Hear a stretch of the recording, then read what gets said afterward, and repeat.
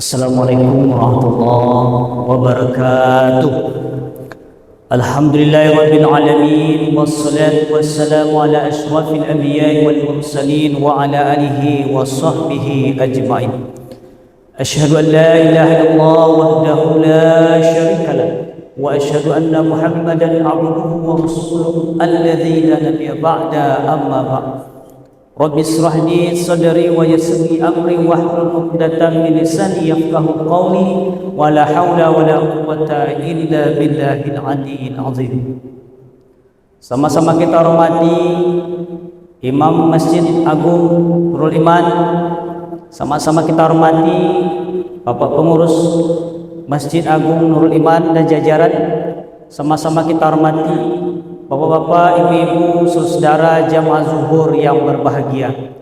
Untuk langkah yang pertama kali, marilah kita memuja dan memuji Allah Subhanahu wa taala. Alhamdulillah atas limpahan rahmat dan nikmat Allah Subhanahu wa taala sehingga kita bisa hadir di masjid yang kita cintai ini dalam langkah tak lain tak bukan adalah melaksanakan salat zuhur berjamaah. Semoga salat zuhur kita hari ini, ibadah kebaikan yang kita lakukan, diterima oleh Allah Subhanahu wa taala serta diberikan pahala yang berlipat ganda hendaknya. Amin amin ya rabbal alamin. Kemudian selawat dan salam hendaknya selalu tercurah kepada Rasulullah Muhammad sallallahu alaihi wasallam dengan doa Allahumma shalli ala sayyidina Muhammad wa ala alihi wa sahbihi ajma'in. Bapak-bapak, ibu-ibu, saudara jamaah zuhur yang berbahagia, pada waktu yang terbatas ini kita akan berbicara tentang sifat-sifat atau ciri-ciri orang-orang yang bertakwa. Sebelum kita bicara tentang sifat dan ciri-ciri orang bertakwa yang tertuang dalam firman Allah dalam surat Ali Imran 133 sampai 134, ada baiknya kita jelaskan dulu pengertian dari orang-orang bertakwa. Orang-orang bertakwa ini lawan dari orang fasik. Jadi kalau ada orang dikatakan bertakwa, maka lawan dari takwa itu adalah orang fasik. Lalu apa itu orang-orang bertakwa? Orang-orang bertakwa adalah orang-orang yang melaksanakan segala perintah Allah dan meninggalkan segala larangan Allah.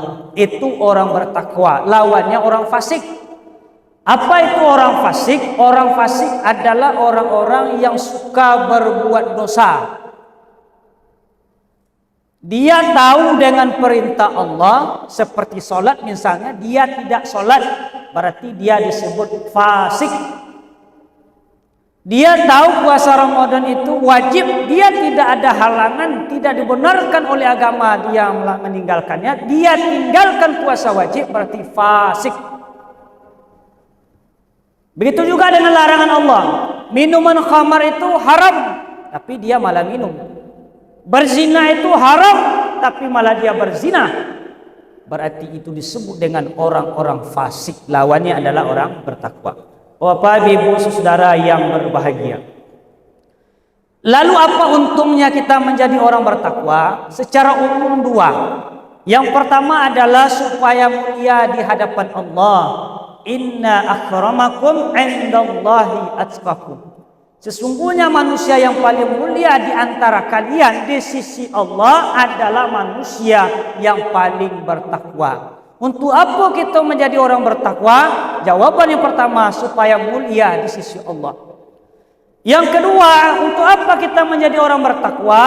Supaya Allah masukkan dalam surga seluas langit dan bumi. Dasarnya adalah firman Allah dalam surah Ali Imran ayat 133. A'udzubillahi minasyaitonir rajim. Wasari'u ila maghfiratin min rabbikum wa jannatin 'arduhas samawati wal ardu 'iddat lil muttaqin. Bersegeralah kalian kepada ampunan Tuhan kalian dan kepada surga seluas langit dan bumi. Untuk siapa seluas langit dan bumi? Untuk orang-orang yang bertakwa.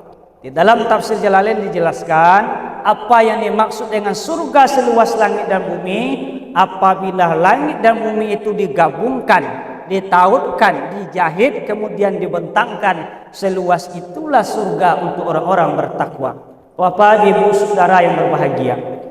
Lalu apa ciri-ciri dan sifat-sifat orang bertakwa ini? Ala tamassu awa di antara mereka atau belum?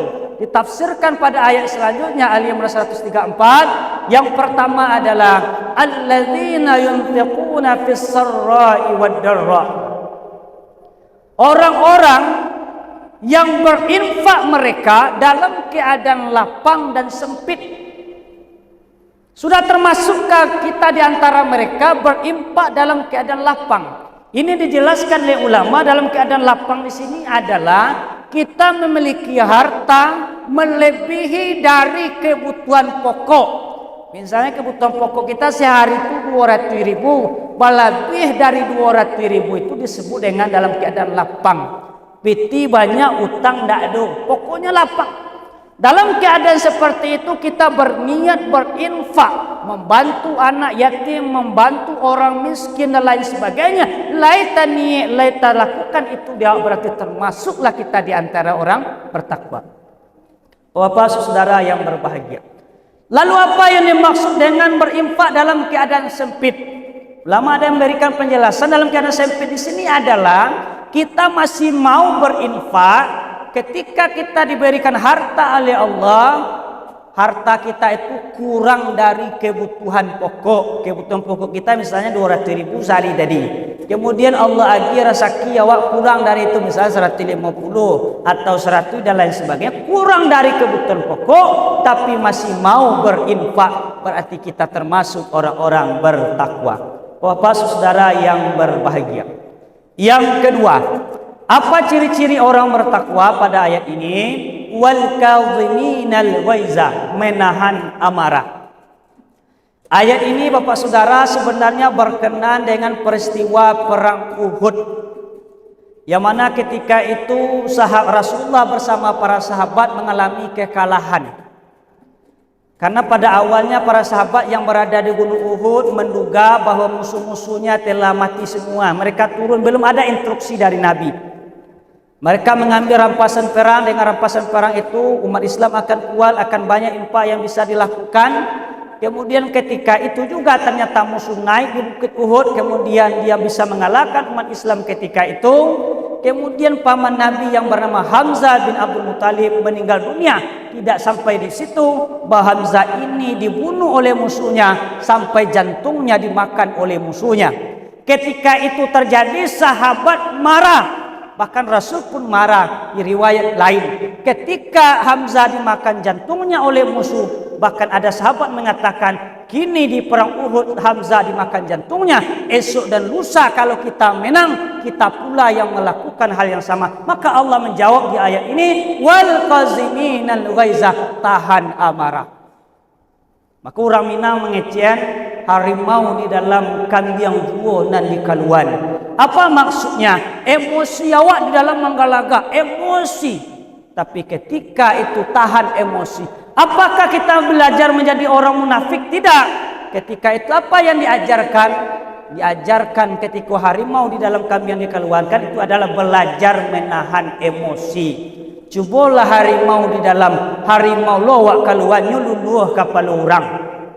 Maka di sini penting kita menahan emosi. Banyak masalah terjadi di rumah tangga, terjadi perceraian karena emosi yang tidak terkendali. Banyak masalah terjadi di tengah masyarakat, masalah seketik bisa kacau karena emosi yang tidak terkendali. Begitu juga di kantor, masalah sepele dan sebagainya. Ketika emosi tidak terkendali, banyak masalah yang terjadi. Pada orang awak mengecian, tidak ada kusuk dan tidak selesai, tidak ada karuh dan tidak jadi. Semuanya bisa diselesaikan, tidak mesti dengan emosi. Ketika emosi sudah terkendali, yang terakhir yang kita sampaikan pada ayat ini, wal afina 'anin nas, maafkan manusia. Ketika para sahabat disuruh oleh Allah, begitu juga Rasul disuruh menahan emosi. Memang Hamzah sudah dimakan jantungnya, itu sudah dibunuh, tapi bukan berarti kita harus melakukan hal yang sama, tahan emosi. Ketika emosi sudah ditahan, maafkan manusia. Kalau di dalam kehidupan sehari-hari mungkin barangkali kita pernah dianiaya oleh orang. Pernah awak dikaluan dari tampek karajo awak, pernah awak difitnah di sekolah, pernah awak difitnah di tadi ke masyarakat, tapi tiba gilirannya minta maaf, tetap dimaafkan. Inilah orang-orang yang bertakwa. Allah menutup pada ayat ini, wallahu yuhibbul muhsinin. Allah mencintai orang-orang yang berbuat baik. 3 poin yang kita sampaikan tadi, berinfak dalam keadaan sempit dan lapang, orang-orang yang menahan emosi, kemudian orang-orang yang memaafkan manusia, itu adalah perbuatan baik dan Allah sangat mencintainya. Semoga bermanfaat. Banyak maaf. Wassalamualaikum warahmatullahi wabarakatuh.